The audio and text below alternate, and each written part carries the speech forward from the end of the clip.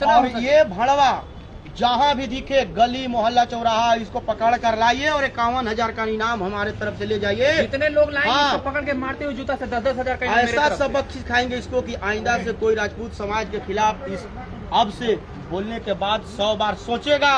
इसको सबक सिखाना है बेटा, हल्के में मत लो। आज इंतजार में तुम्हारा है। इसी बोनट पे बंधवा के गाड़ी के और पूरे औरंगाबाद के पूरे हर गली में घुमाएंगे।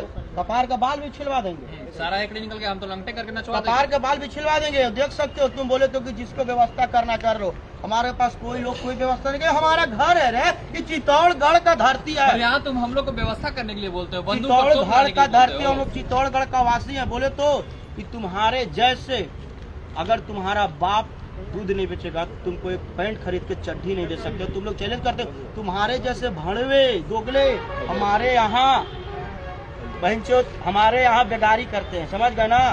दूध निकालते हैं, बेगारी करते हैं। अरे माधव चो तुम राजपूत को चैलेंज देता है। अब इतिहास बताने का हमको जरूरत नहीं है, इतिहास हम लोग से था, हम लोग से है।